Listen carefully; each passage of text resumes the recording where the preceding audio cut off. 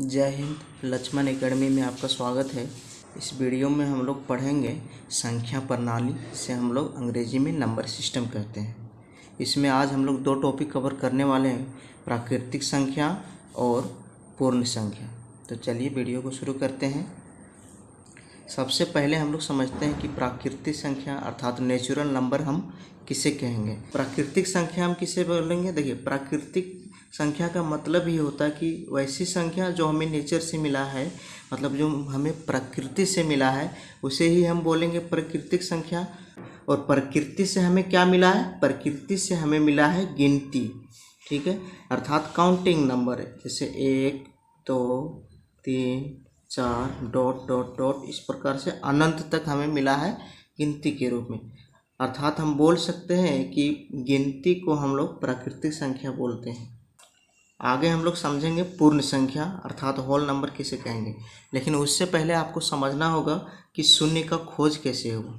जिस समय प्राकृतिक संख्या का खोज हुआ था, ठीक है, जिस समय प्राकृतिक संख्या का खोज हुआ था उस समय शून्य का खोज नहीं हुआ था। और शून्य का खोज नहीं होने के कारण पृथ्वी और चंद्रमा के बीच की दूरी अनंत माना जाता था, क्योंकि शून्य का खोज हुआ नहीं था, जिसके कारण किसी भी संख्या का गणना करना बहुत ही मुश्किल हो रहा था। क्यों? क्योंकि शून्य का खोज उस समय नहीं हुआ था।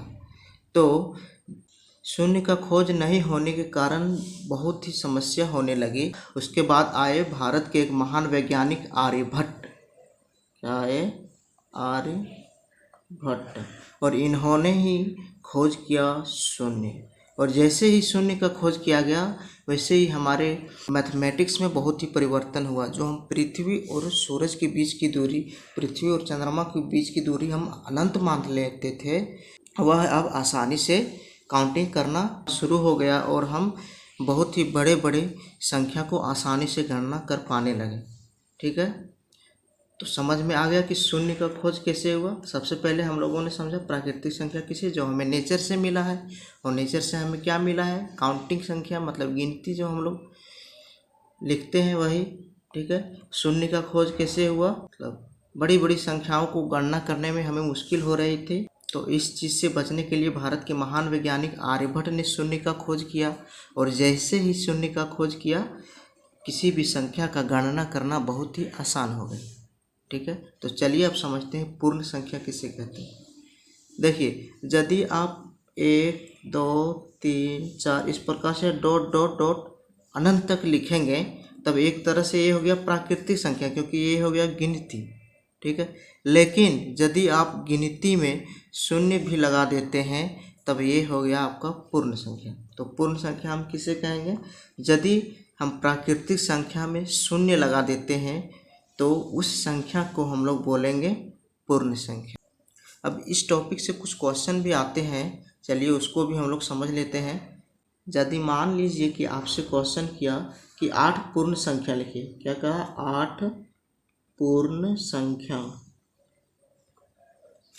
लिखिए। ठीक है, जैसे ही बोला 8 पूर्ण संख्या, तब क्या होगा? 8 पूर्ण संख्या मतलब क्या करना है आपको? पूर्ण संख्या 0 से स्टार्ट होगा, यानी 0 1 2 3 4 5 6 7। देखिए, ये हो गया आपका 8 पूर्ण संख्या। आपने 0 से स्टार्ट किया, इसीलिए आपको 7 तक ही लिखना, यानी एक कम ही लिखना। क्यों? क्योंकि 0 से यदि हम किसी भी संख्या को स्टार्ट करेंगे और 8 तक जाएंगे तो मेरा 9 संख्या हो जाएगा। ठीक है, इसीलिए आपको एक कम ही जाना है, 7 तक ही जाना है, तब मेरा 8 संख्या होगा। देखिए 8 संख्या हुआ है कि नहीं? 1 2 3 4 5 6 7 8 हो गया। यदि आपको यहीं बोल देता कि 6 पूर्ण संख्या लिखिए, तो 6 पूर्ण संख्या आप किसे लिखेंगे? इसमें आपको 0 से 5 तक ही जाना होगा। जैसे 0 1 2 3 4 5। ठीक है, देखिए आप 5 तक गए, आपका पूर्ण संख्या हो गया 6 पीस। ठीक है, 1 2 3 4 5 6। मतलब कुल मिलाकर बात यह है कि यदि कभी भी आपको बोल दिया कि 5 पूर्ण संख्या लिखिए, 4 पूर्ण संख्या लिखिए, तो अब आपको 0 से शुरू करना है। और यदि आप शुरू करेंगे तो आपको एक कम ही संख्या लिखना है। यदि 6 बोला तो 5 तक ही लिखना है, यदि 8 बोला तो 7 तक ही लिखना। लेकिन यदि यही आपको बोल दिया कि 5 प्राकृतिक संख्या लिखिए,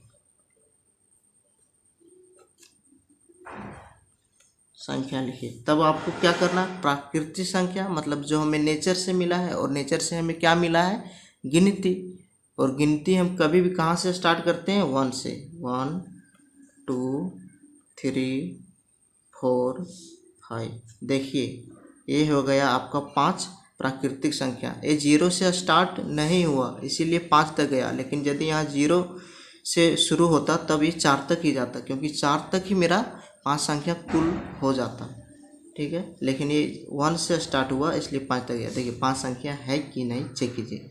1 2 3 4 5, एक कुल 5 संख्या है। ठीक है, ये हो गया आपका 5 प्राकृतिक संख्या। यदि मान लीजिए आपको बोल देता कि 6 प्राकृतिक संख्या लिखिए, 6 प्राकृतिक संख्या, तब आप कैसे लिखते, कुछ नहीं है, 1 से लिखना था। 1 2 3 4 5 6 प्राकृतिक संख्या आपका हो गया। देखिए 1 2 3 4 5 6 हो गया 6 प्राकृतिक संख्या। लेकिन यदि यही आपको बोल देता कि 6 पूर्ण संख्या लिखिए, तब आपको यहाँ 5 तक ही लिखना था और यहाँ आपका 0 लग जाता। ठीक है, देखिए पूर्ण संख्या हम लोगों ने समझ लिया, और इससे किस प्रकार का क्वेश्चन आता है ये भी हम लोग समझ लिए। अब चलिए हम लोग समझते हैं कि पूर्णांक किसे हम कहेंगे। मान लीजिए हम कोई संख्या लिखते हैं 0 1 2 3, इस प्रकार से डॉट डॉट डॉट अनंत तक। ठीक है, और यदि अभी हम आपको पूछेंगे ये कौन सी संख्या है, तो आप बोलेंगे कि सर ये तो मेरा पूर्ण संख्या है, क्योंकि 0 से शुरू हुआ है और अनंत तक गया है, मतलब ये मेरा पूर्ण संख्या है। ठीक है, लेकिन यदि इसको हम लिख दे +1 +2 +3, यानी एक तरह से धनात्मक संख्या के रूप में लिख रहे हैं, और इधर जो बाईं ओर आएगा उसको हम लिखेंगे -1 -2 -3, इस प्रकार से डॉट डॉट डॉट माइनस अनंत तक जाएगा। ठीक है, तब आप क्या कहेंगे। देखिए अब मैंने क्या किया, 0 के दाईं ओर प्लस के रूप में लिखा है संख्या, और 0 के बाईं ओर हमने माइनस में लिखा है संख्या, तब इसे आप क्या कहेंगे। तो ऐसी ही संख्या को हम लोग क्या बोलते हैं, पूर्णांक। मतलब एक तरह से आप बोल सकते हैं कि यदि हम पूर्ण संख्या को धनात्मक और ऋणात्मक संख्या के रूप में लिखें, तब उसे ही हम बोलेंगे पूर्णांक। ठीक है, क्या, धनात्मक संख्या, जो मेरा दाईं ओर है प्लस में है, पॉजिटिव है, वो हो गया आपका धनात्मक संख्या, और जो आपका 0 के बाईं ओर है वो आपका हो गया ऋणात्मक संख्या। ठीक है, ऋणात्मक संख्या। ठीक है, तो क्या हुआ मेरा पूर्णांक, कि यदि हम पूर्ण संख्या को धनात्मक संख्या और ऋणात्मक संख्या के रूप में लिखें, तब उसे ही हम बोलेंगे पूर्णांक। ठीक है, जो दाईं ओर मेरा संख्या है, 0 से दाईं ओर जो मेरा संख्या है वो धनात्मक संख्या है, अर्थात धनात्मक पूर्णांक हम बोल सकते हैं, और जो 0 से बाईं ओर मेरा संख्या है उसे हम ऋणात्मक संख्या या ऋणात्मक पूर्णांक भी बोल सकते हैं।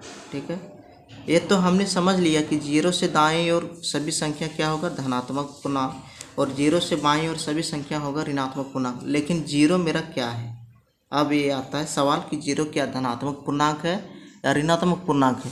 तो चलिए इसे भी हम लोग समझते हैं।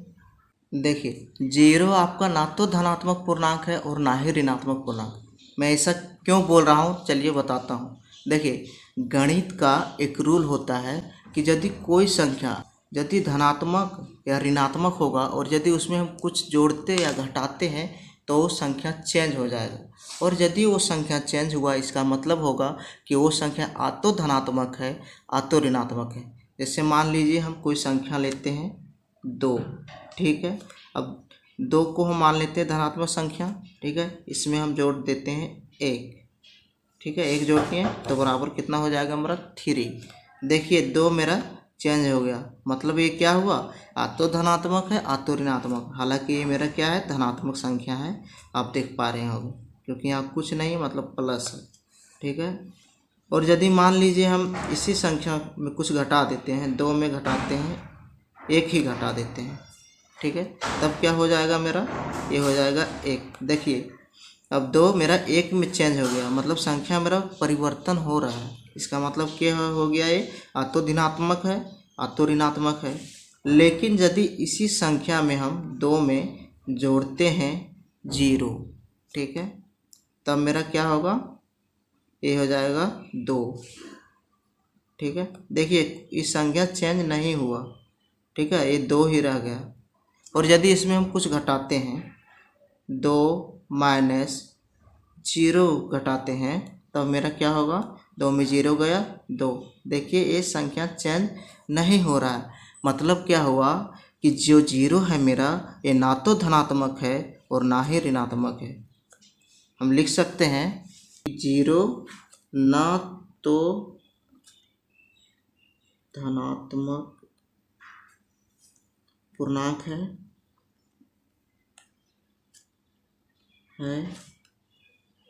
और ना ही ऋणात्मक पूर्णांक है। कैसे नहीं है, ये आप लोगों ने समझ लिया कि 0 यदि हम किसी संख्या में जोड़ते या घटाते हैं तो वो संख्या चेंज नहीं होता है, इसलिए 0 मेरा ना तो धनात्मक है और ना ही ऋणात्मक है, ठीक है। देखिए इस चैप्टर से रिलेटेड कुछ और प्रश्न भी आते हैं, चलिए उसको भी हम लोग समझ लेते हैं। देखिए आपका क्वेश्चन क्या रहता है कि कहता है कि सभी प्राकृतिक संख्याएं पूर्ण संख्या कहलाती है, ये सत्य है या असत्य है, ठीक है। क्या कहा कि सभी प्राकृतिक संख्या को हम पूर्ण संख्या बोल सकते हैं। देखिए प्राकृतिक संख्या का मतलब आप जानते हैं कि गिनती हुआ मेरा जो प्रकृति से मिला, मतलब 1 2 3 4 मान लीजिए, इतना ही, इसे हम बोल सकते हैं प्राकृतिक संख्या। इस प्रकार से यदि पूर्ण संख्या बोलेंगे तो हो जाएगा मेरा 0 1 2 3 4, ये हो गया मेरा पूर्ण संख्या। अब क्या कहता है क्वेश्चन में कि सभी प्राकृतिक संख्या को हम पूर्ण संख्या कह सकते हैं। देखिए सभी प्राकृतिक संख्या, ठीक है, यहाँ से यहाँ तक मेरा है प्राकृतिक संख्या, इसे क्या हम पूर्ण संख्या बोल सकते हैं, मतलब क्या ये पूर्ण संख्या के अंतर्गत आता है। तो देखिए पूर्ण संख्या मेरा 0 से स्टार्ट हुआ, लेकिन ये देखिए 1 से लेकर 4 तक ये सभी प्राकृतिक संख्या इसे हम बोल सकते हैं, ठीक है। मतलब क्या हुआ कि ये कथन मेरा सत्य है, हम सभी प्राकृतिक संख्या को पूर्ण संख्या बोल सकते हैं, क्योंकि ये सभी प्राकृतिक संख्या पूर्ण संख्या के अंदर आ जा रहा है। देखिए ठीक है, 0 नहीं कोई बात नहीं, लेकिन ये संख्या तो पूरा आ रहा है इसी के अंदर, ठीक है। अगला क्वेश्चन देखिए क्या आता है, कहता है कि क्या सभी पूर्ण संख्याएं प्राकृतिक संख्या कहलाती है, ठीक है। सभी पूर्ण संख्या जैसे ही बोला, इसका मतलब क्या हुआ कि 0 से होगा शुरू, 0 1 2 3 4 तक ही लेते हैं। और प्राकृतिक संख्या मेरा क्या होगा, 1 से चालू होगा, 1 2 3 4 तक ही लेते हैं, ठीक है। कहता है सभी पूर्ण संख्या प्राकृतिक संख्या कहलाती है। देखिए सभी पूर्ण संख्या मतलब ये टोटल संख्या, तो क्या हम प्राकृतिक संख्या बोल सकते हैं, तो इसका आंसर होगा नहीं, क्योंकि पूर्ण संख्या को हम प्राकृतिक संख्या नहीं बोल सकते हैं। सभी पूर्ण संख्या को हम प्राकृतिक संख्या नहीं बोल सकते हैं, क्योंकि पूर्ण संख्या के अंदर 0 आता है आपका, ठीक है, जबकि प्राकृतिक संख्या में आपका 0 नहीं आता है, ठीक है। कुछ पूर्ण संख्या को हम प्राकृतिक संख्या बोल सकते हैं, मतलब क्या हुआ कि सभी पूर्ण संख्या को हम प्राकृतिक संख्या नहीं बोल सकते हैं, क्योंकि पूर्ण संख्या में आपका 0 होता है, जबकि प्राकृतिक संख्या में आपका 0 नहीं होता है। देखिए एक और क्वेश्चन आता है, उसको भी समझ लेते हैं। क्वेश्चन क्या आता है, कहता है कि क्या सभी प्राकृतिक संख्या पूर्णांक होती है, कि क्या सभी प्राकृतिक संख्या पूर्णांक होती है। प्राकृतिक संख्या मतलब क्या हुआ आपका, 1 से चालू होगा, जैसे 1 2 3 4 5, ये हो गया आपका क्या प्राकृतिक संख्या हो गया, ठीक है। अब पूर्णांक आप जानते हैं किसे बोलेंगे हम, कि पूर्ण संख्या को यदि धनात्मक या ऋणात्मक रूप में लिखें तब वो हो गया मेरा पूर्णांक, ठीक है। यानी 0 +1 +2 +3 +4 यहीं तक लेते हैं, ठीक है। एक और ले लेते हैं +5, इधर होगा मेरा -1, ठीक है, -2, -3, -4 और -5। अब क्या बोला मेरा क्वेश्चन में, सभी प्राकृतिक संख्या क्या पूर्णांक हो सकती है, ठीक है।